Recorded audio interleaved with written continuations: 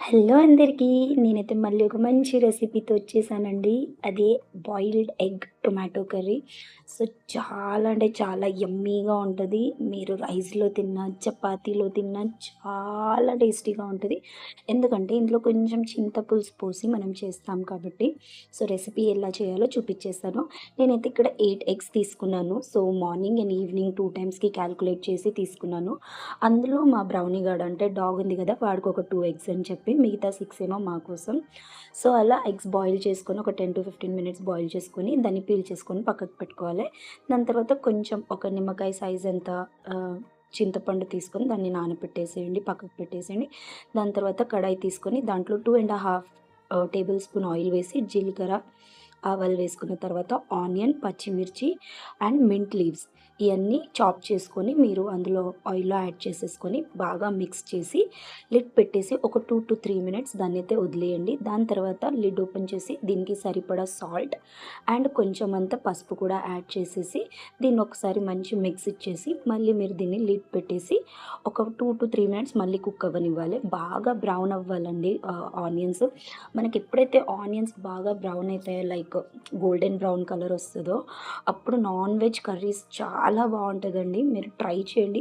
వెజిటబుల్స్‌కి అయితే మనకు అంత బ్రౌన్ కాకున్నా పర్లేదు కానీ నాన్ వెజ్ కర్రీస్‌కి లేదా ఎగ్స్‌కి అట్లా మనం ఆనియన్స్‌ని చాలా బాగా బ్రౌన్ ఆనియన్స్ లెక్క చేసుకుంటే చాలా టేస్టీగా ఉంటది. సో, వన్స్ అది కొంచెం వేగిన తర్వాత దీంట్లో ఒక 2 టేబుల్ స్పూన్ అంతా జింజర్ గార్లిక్ పేస్ట్ వేసుకోండి. జింజర్ గార్లిక్ పేస్ట్ అనేది చాలా చాలా ఎక్కువ ఫ్లేవర్ ఇస్తది. సో, అందుకని కొంచెం ఎక్కువనే ఏసుకోండి. బావుంటది టేస్ట్.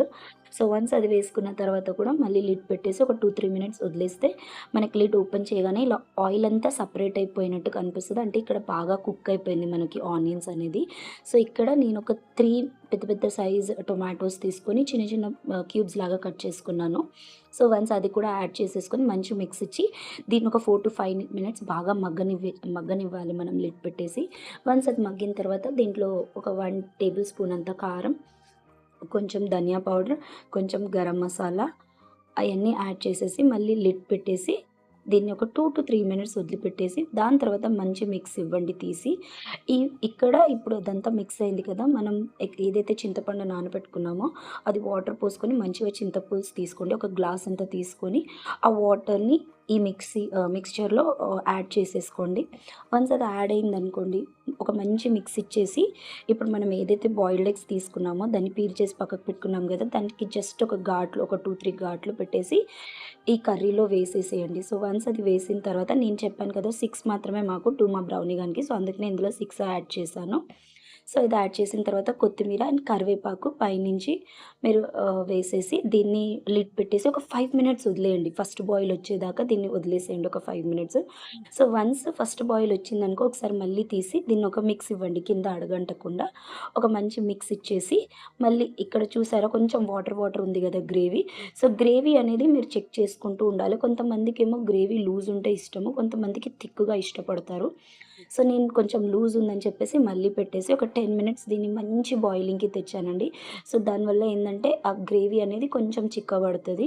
ఏందంటే మనం చింతపులుసు పోసాం కదా! కొంచెం వాటర్ వాటర్ ఉంది కాబట్టి అదొక 10 మినిట్స్ మంచిగా మరగనిస్తే మనకి గ్రేవీ అనేది థిక్ అయిపోతది. సో, ఇక్కడ నాకైతే గ్రేవీ థిక్ అయిపోయి మనం ఆఫ్ చేసిన తర్వాత గూడా ఇది ఇంకా థిక్ అయిపోతది. ఇక్కడ ఇంత వాటర్ కనిపిస్తున్నా ఇంకా థిక్ అయిపోతది. సో, ఇక్కడైతే నేను స్టవ్ ఆఫ్ చేసేసి దీన్నైతే ఒక సర్వింగ్ బౌల్‌లోకి తీసేసుకున్నానండి.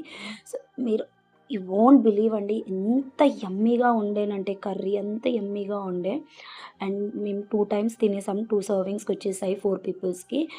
మీరు రైస్‌లో తిన్నా చాలా బావుంటది. కర్రీస్ అది చపాతీలో తిన్నా బావుంటది. అంత యమ్మీగా ఉండే. జస్ట్ ట్రై చేయండి. నన్ను ఇలానే సపోర్ట్ చేస్తూ ఉండండి. ఇంకా కొత్త వీడియోస్‌తో వస్తా. Thank you.